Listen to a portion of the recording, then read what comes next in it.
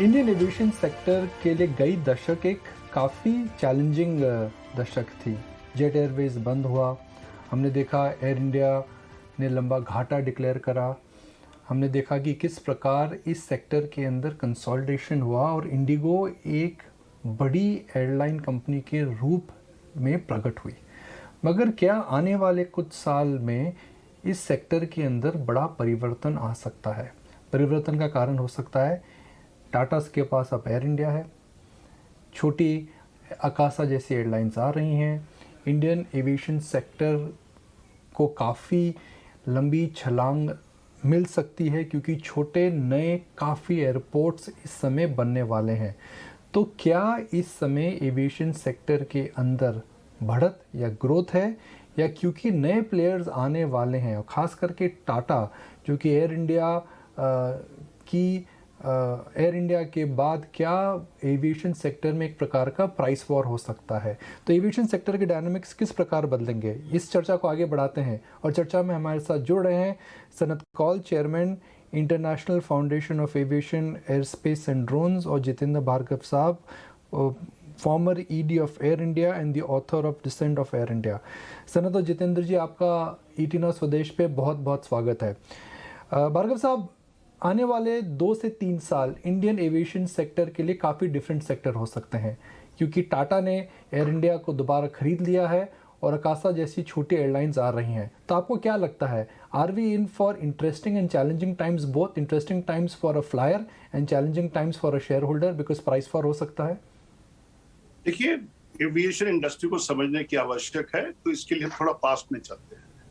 India एक बहुत growing market है, प्राइस सेंसिटिव मार्केट है। हमारी ग्रोथ रेट एक टाइम पे 20% हुआ करती थी, लेकिन कोविड के टाइम पे ये गिरावट आई। उसके इस दौरान महत्वपूर्ण डिसीजन हुए, जैसे कि हिस्टोरिक डिसीजन है टाटास का एयर इंडिया को एक्वायर करना। तो इसका सबसे बड़ा जो लाभ होगा कि हमारे देश की कोई एयरलाइन नहीं थी एयर इंडिया को छोड़ के जो कि यूरोप चला जाती थी, यूनाइटेड स्टेट्स जाती थी, ऑस्ट्रेलिया फ्लाइट चलाती थी, जापान में चलाया करती थी।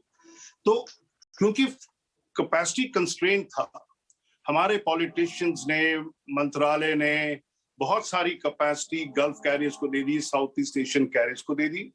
तो एक तौर पे इनका जो था डोमिनेशन हो गया इंडियन स्काइज के ऊपर। जो इंडिया ओरिजिनेटिंग ट्रैफिक था जिसपे कि इंडियन कैरियर्स का राइट होना चाहिए, वो गल्फ कैरियर्स ले गए और साउथ ईस्ट एशियन कैरियर्स। तो टाटा का जो एयर इंडिया का एक्विजिशन है उसको इस दृष्टिकोण से देखा जाए कि अब क्योंकि एयर इंडिया कैश स्टार्व नहीं होगी, ग्रो कर पाएगी, तो स्वाभाविक है इसका सीधा का सीधा लाभ इंडिया को मिलेगा, एयर इंडिया को मिलेगा।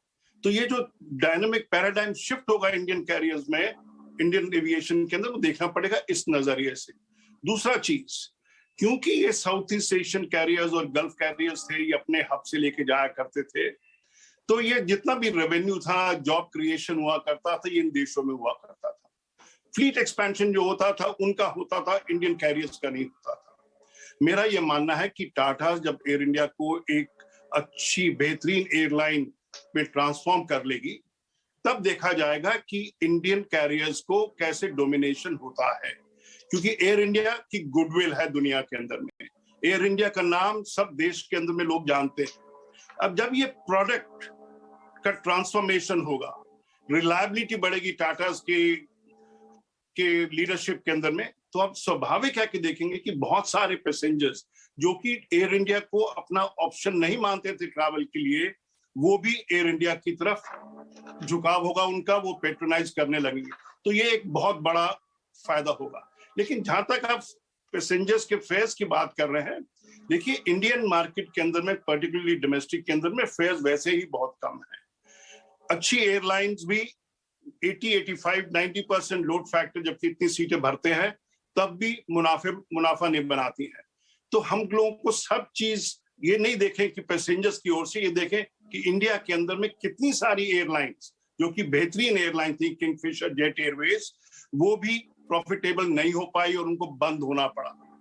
तो आपको देखना यह है कि हमारे पास रिलायबल एयरलाइन हो, प्रॉफिटेबल एयरलाइंस हो और वर्ल्ड क्लास एयरलाइन हो। जैसे कि आपने सुना टाटा सन्स के चेयरमैन चंद्रशेखर जी को, उन्होंने कहा हम एयर इंडिया को एक वर्ल्ड क्लास एयरलाइन बनाएंगे।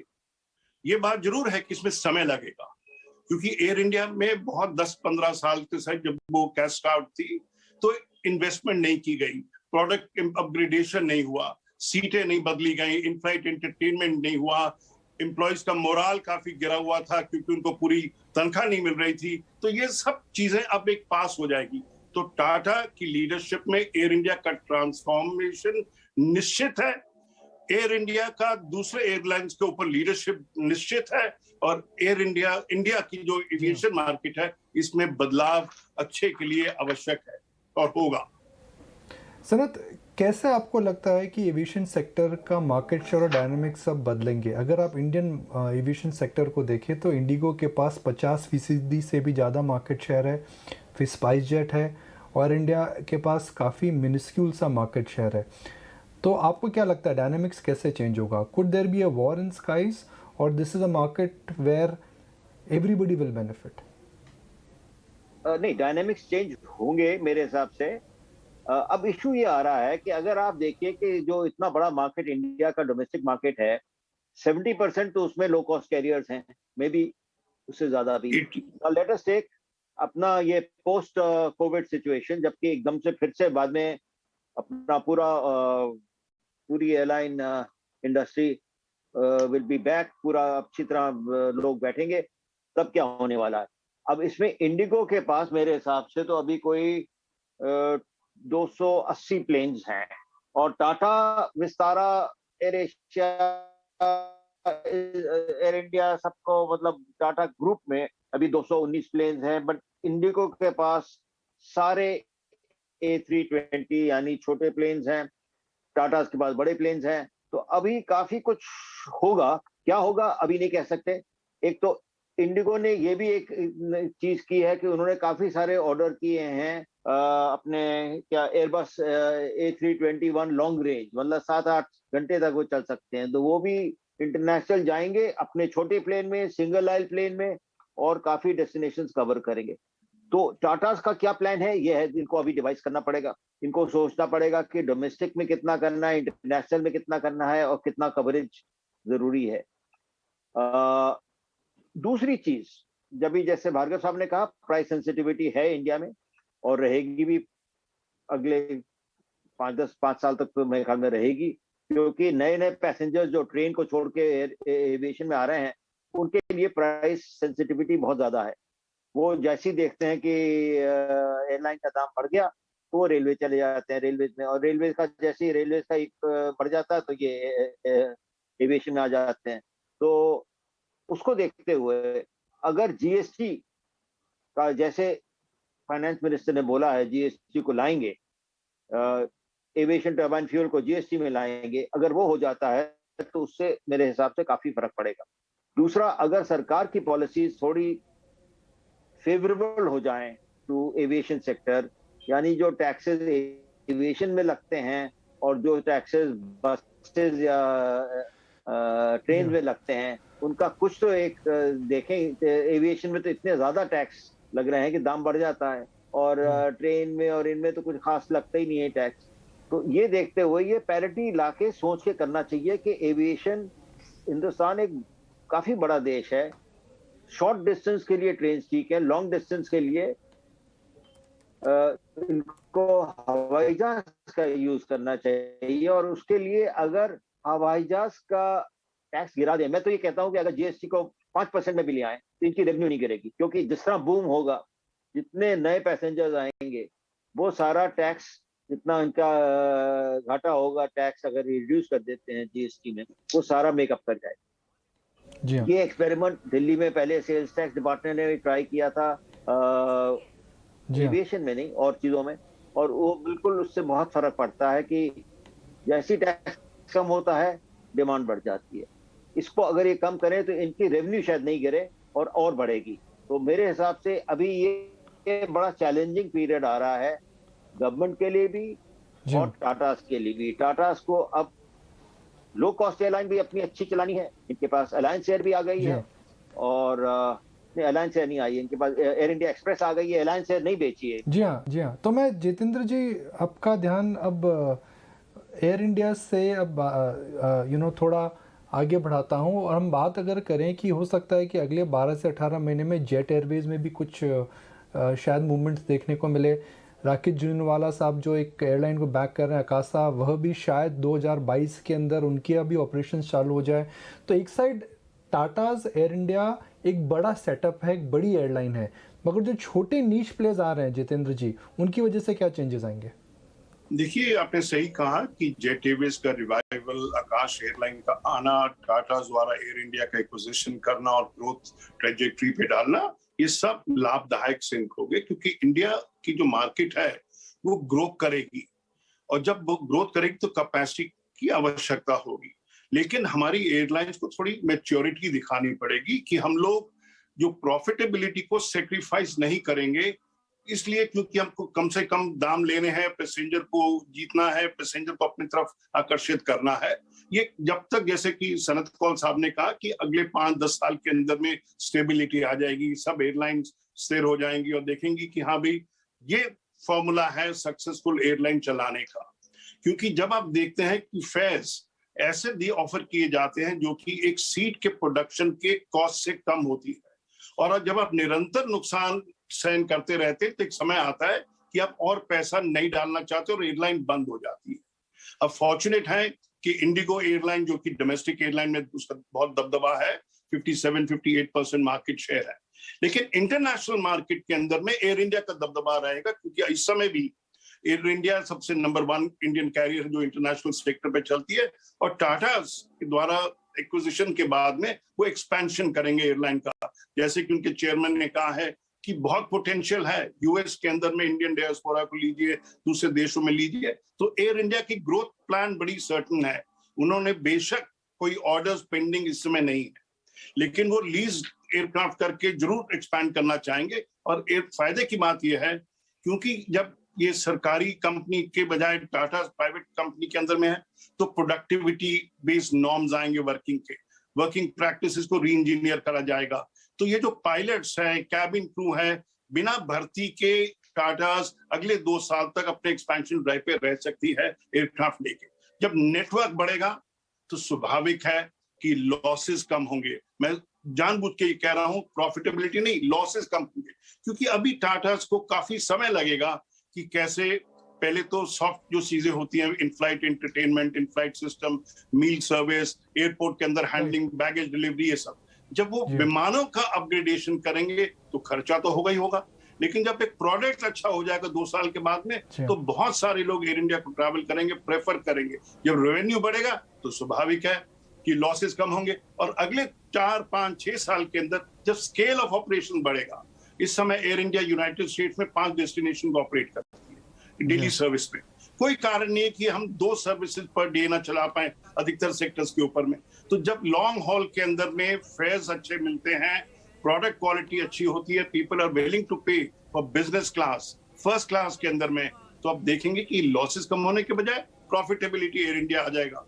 तो इंडियन कैरियर्स को जब ये पता लगेगा कि प्रॉफिटेबिलिटी कैसी होती है, क्योंकि मैं अधिकतर काफी कहता रहा हूं कि सरकारी ओनरशिप के अंदर में एयर इंडिया के कॉस्ट्स। जी हाँ, तो मैं एक आखिरी सवाल कौल साहब से पूछता हूँ। कौल साहब, ईटी नाउ स्वदेश एक स्टॉक मार्केट चैनल है, और जो ये शो देख रहे हैं उनमें कई दर्शक स्टॉक मार्केट में निवेश भी करते हैं। तो क्या अगर मैं इंडियन एविएशन सेक्टर से रिलेटेड शेयरों की बात करूं, रिलेटेड बिजनेसेस की बात करूं, तो क्या अगला 3 से 5 साल एविएशन सेक्टर के लिए can it be an golden era, not only for airline companies, for airline ancillary companies, for airline service industries? क्या निवेशकों को उन क्षेत्रों में इस समय निवेश करना चाहिए? बिकॉज एक अगर बड़ा चेंज आता है सेक्टर में तो जाहिर है पूरा सेक्टर और एंसिलरी सेक्टर रीरेट होता है। बिल्कुल बिल्कुल ठीक कह रहे हैं आप। और इसमें अगले 5 साल में ग्रोथ का पोटेंशियल बहुत है। क्यों? कि अगर हमारी ग्रोथ होती है जैसे प्रेडिक्ट कर रहे हैं 8-9%, तो जो लोअर इनकम है, जो अभी ट्रेन वाले हैं, वो स्विच करेंगे। अभी कितने लोग बाय एयर ट्रैवल करते हैं? लेस देन 5%, 5% भी नहीं ट्रैवल करते हैं इंडिया की पॉपुलेशन के हिसाब से। तो वो जो ग्रोथ है उसको तो हम देखते हुए बहुत बढ़ेगी, और उसको करते हुए ये सारी एयरलाइंस जितनी भी हैं, एयर इंडिया को मिलाकर, सबके पास पोटेंशियल है। मार्केट बढ़ेगा तो मार्केट में प्रॉफिट भी आएगा एयरलाइंस में और ग्रोथ भी बढ़ेगी।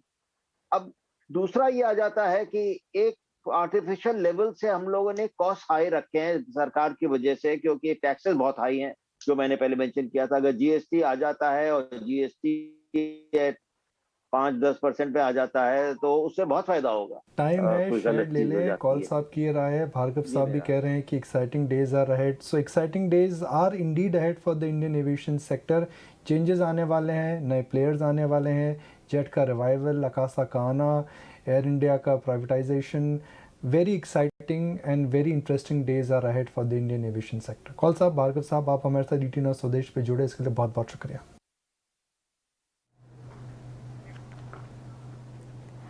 इंडिगो के को फाउंडर और गैर कार्यकारी निदेशक राकेश गंगवाल बड़ा फैसला लेते हुए कंपनी बोर्ड से इस्तीफा उन्होंने दिया है।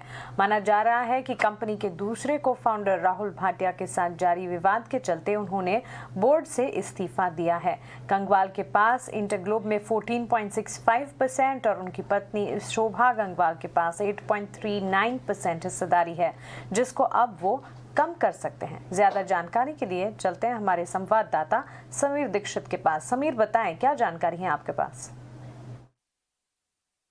इंडिगो एयरलाइन के लिए बड़ी खबर ये कि राकेश गंगवाल जो कि को फाउंडर हैं इंडिगो एयरलाइन के, उन्होंने अपने पद से इस्तीफा दे दिया है। स्टॉक एक्सचेंज को अपने इस्तीफे लेटर में राकेश गंगवाल ने साफ तौर पे कहा कि वो नॉन इंडिपेंडेंट और साथ ही नॉन एग्जीक्यूटिव बोर्ड मेंबर के तौर पे इस्तीफा दे रहे हैं। और ना सिर्फ इस्तीफा, उन्होंने साफ तौर पर मंशा जाहिर की कि आने वाले 5 सालों में वो पेरेंट कंपनी यानी कि इंटरग्लोब एविएशन में अपनी हिस्सेदारी को भी लगातार धीरे धीरे वो कम करते जाएंगे। फिलहाल इंटरग्लोब एविएशन में राकेश गंगवाल की 14.65% की हिस्सेदारी है, जिसको वो आने वाले 5 सालों में कम करेंगे। लेकिन अपने इस्तीफे में राकेश गंगवाल ने इस बात का भी इशारा किया है कि भले ही वो अपना स्टेक कम कर रहे हों, लेकिन बोर्ड में किसी एक्टिव भूमिका में वो आने वाले सालों में रह सकते हैं, वो अपनी भूमिका निभा सकते हैं। राकेश गंगवाल का इस्तीफा जरूर इंडिगो एयरलाइन के लिए एक बड़े झटके की बात है, वो भी तब जब धीरे धीरे इंडिगो एयरलाइन वो ओमिक्रॉन और कोविड के जो चैलेंज है उससे उभरने की कोशिश कर रही है।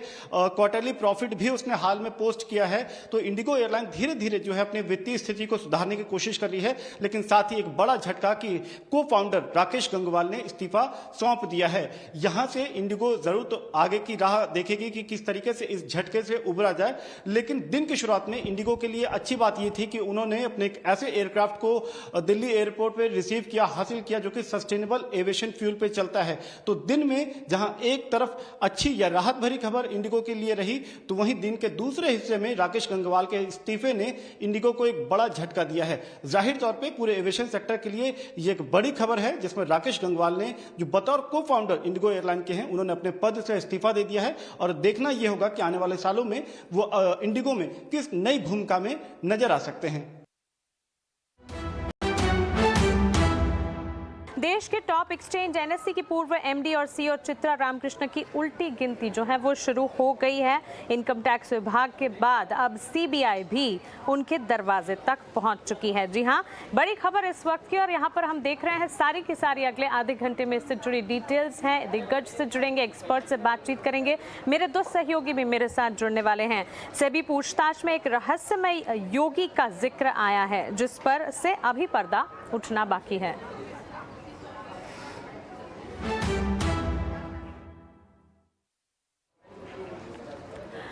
NSE में चल रही गड़बड़ियों को लेकर सेबी ने 6 साल पहले, जी हां 6 साल पहले जांच पड़ताल की थी, और जब उसकी रिपोर्ट सामने आई तो हैरान करने वाले, चौंकाने वाले वहां पर से रिजल्ट, वहां पर से खुलासे आते हुए देखने को मिले। बड़ी सारी चीजें सामने देखने को मिली, जिसमें से NSE की पूर्व CEO चित्रा रामकृष्ण समेत कई लोग शिकंजे में आए हैं। क्या है पूरा मामला, चलिए सबसे पहले एक रिपोर्ट के जरिए आपको बताते हैं।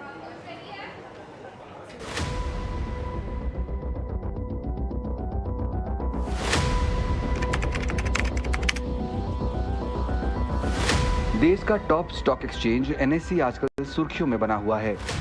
वजह है ये 2 चेहरे, चित्रा रामकृष्णा और आनंद सुब्रमण्यम। आज क्लाइमेक्स पर पहुंच चुकी इस मिस्ट्री की शुरुआत हुई थी आज से करीब 9 साल पहले, जब साल 2013 में चित्रा रामकृष्णा एनएससी की एमडी और सीईओ बनी थी। इस हाई प्रोफाइल पद पर रहते हुए 2013 से 2016 के दौरान उन्होंने एनएससी के अंदर कुछ ऐसा कर दिया जिसकी परत खोलने में जांच एजेंसियों के पसीने छूट गए, क्योंकि इस कहानी में 2 किरदारों चित्रा रामकृष्णा और आनंद सुब्रमण्यम के अलावा एक और किरदार भी है, हिमालयन बाबा, जिसका न तो कोई पता है न कोई सूरत। अगर आपको एनएससी, बाबा और चित्रा रामकृष्णन का गड़बड़ झाला समझना है तो आपको सेबी के पिछले हफ्ते की उस रिपोर्ट पर नजर डालनी होगी जिसमें मार्केट रेगुलेटर ने अपने 6 साल की मशक्कत के बाद कई चौंकाने वाले खुलासे किए हैं। सेबी ने बताया है कि एनएससी की एमडी और सीईओ रहते हुए चित्रा ने एक्सचेंज की कई गुप्त जानकारियां एक योगी बाबा को साझा कर दी। इस बाबा के कहने पर उन्होंने एनएससी में चीफ स्ट्रैटेजी ऑफिसर यानी सीएसओ का पद बनाया, जो कभी पहले नहीं था, और इस पद पर बाबा के कहने पर ही एक साधारण से सरकारी कर्मचारी को बैठा दिया। इतना ही नहीं, उसे 1 करोड़ 38 लाख रुपए का सैलरी पैकेज भी दिया गया, जबकि इससे पहले ये सरकारी मुलाजिम बामर एंड ग्लोरी नाम की एक कंपनी में काम करता था, जहां उसकी सैलरी 15 लाख रुपए सालाना थी। ये सरकारी मुलाजिम था आनंद सुब्रमण्यम। हैरान करने वाली बात यह है कि ये नियुक्ति डायरेक्ट चित्रा रामकृष्णन ने की थी, एचआर से इसकी चर्चा भी नहीं की गई। इतना ही नहीं, उन्हें साल भर के अंदर एनएससी का ग्रुप ऑपरेटिंग ऑफिसर भी बना दिया गया, वो भी बाबा के कहने पर। इस सस्पेंस स्टोरी में अब बाबा का नाम कई बार आने से जांच बाबा की ओर ही मुड़ गई है। Consultancy firm Ernst and young यानी EY की ओर से कराए गए फॉरेंसिक ऑडिट में दावा किया गया है कि ये हिमालयन बाबा और कोई नहीं बल्कि खुद आनंद सुब्रमण्यम ही था, जो चित्रा रामकृष्णन को ईमेल पर अपने मनमाफिक फैसले लागू करवाता था और जानकारियां हासिल करता था। कुछ ऐसा ही जिक्र एनएससी ने भी किया है। 27 नवंबर 2018 को सेबी को भेजे गए एक पत्र में एनएससी ने कहा था कि उसके कानूनी सलाहकारों ने इस मामले में मनोवैज्ञानिकों से भी चर्चा की। मनोवैज्ञानिकों ने बताया था कि आनंद सुब्रमण्यम ने नई पहचान बनाकर रामकृष्ण को प्रभावित किया और अपने पद से एनएससी के फैसले करवाए। चित्रा रामकृष्णन पर इस बाबा का इतना प्रभाव था, ये इस बात से समझ में आता है कि जो जानकारियां एनएससी में सिर्फ कुछ लोगों को होनी चाहिए थी, वो उस बाबा तक पहुंचा दी गईं।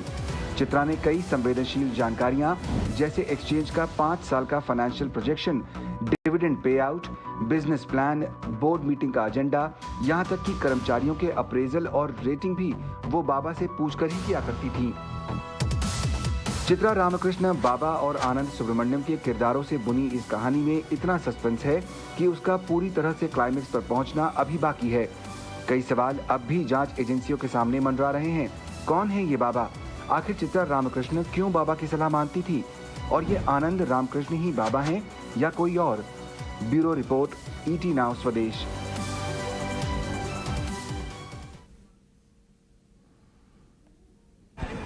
यहाँ से पीछे कौन है ये बाबा और चित्रा रामकृष्णन, इतनी बात उनकी क्यों मानती थी? सारी की सारी रिपोर्ट आपने यहाँ पर देख ली है, लेकिन इस मामले में आज एनएससी की पूर्व एमडी और सीईओ चित्रा रामकृष्णन से सीबीआई पूछताछ कर रही है। एक बार जरा हमारे सहयोगी अंकुर मिश्रा के पास चलते हैं, उनसे समझ लेते हैं कि उनके पास क्या कुछ डिटेल है। अंकुर, ये माजरा तो वैसे कई सालों से हम देख रहे हैं, सामने आता हुआ दिखा भी, लेकिन पूरी तरह से यहाँ पर जो डिटेल है या बारीकियां जो है, एक तरह से खुलासा जो है अब होता हुआ दिख रहा है। बताएं आपके पास क्या कुछ डिटेल्स आ रही हैं?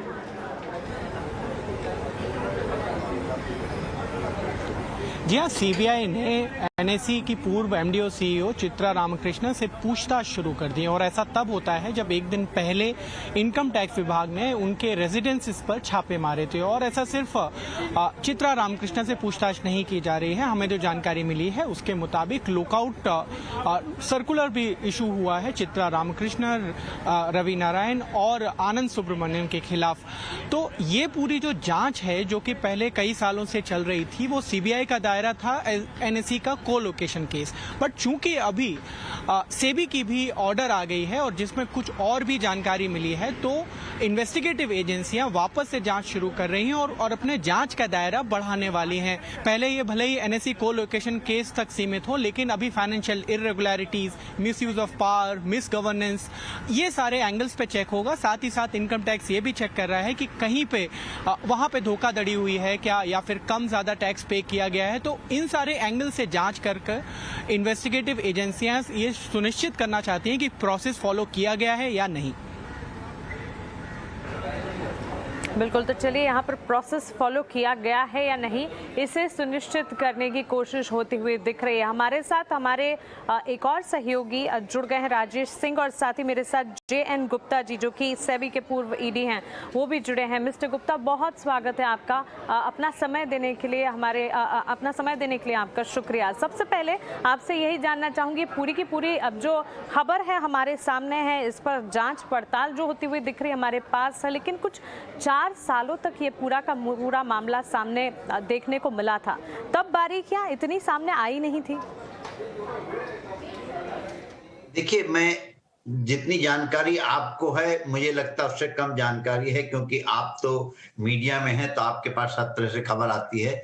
मेरे पास तो सिर्फ सोर्स है जो छपता है या सेबी की वेबसाइट पे है। तो मैं ये बोलूंगा, एक सवाल उठ रहा है कि 6 साल बाद क्यों रिपोर्ट आई, ये 4 साल से जानकारी थी, तो कितना टाइम लगना चाहिए, क्या नहीं लगना चाहिए, सेबी को है। लेकिन मैं एक चीज बोलूंगा कि एज ए रेगुलेटर मेरा सबसे पहला पर्पज क्या होता है, वो होता है डैमेज कंट्रोल।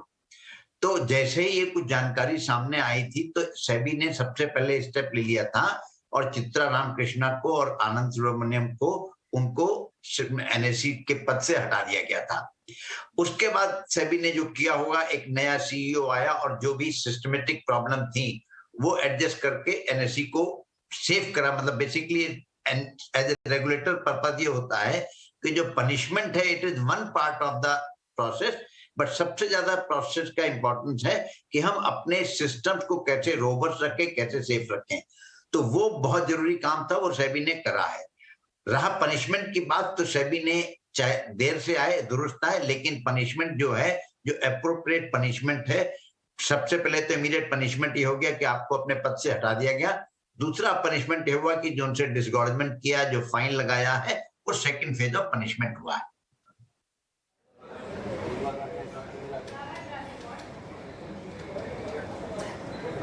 ये है कि HR इशू है कि आनंद सुब्रमण्यम को हायर कैसे किया गया, बिना HR के वो इन्वॉल्व किए, उन्हें एक 10 गुने या उससे भी ज़्यादा सैलरी पे हायर कैसे किया।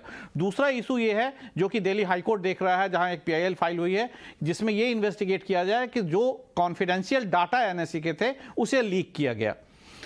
इस पर आपका क्या कहना है? देखिए, मैं इसमें वही बोलूंगा कि हर इशू को हमको अलग अलग बकेट में डालना पड़ेगा सवालों को।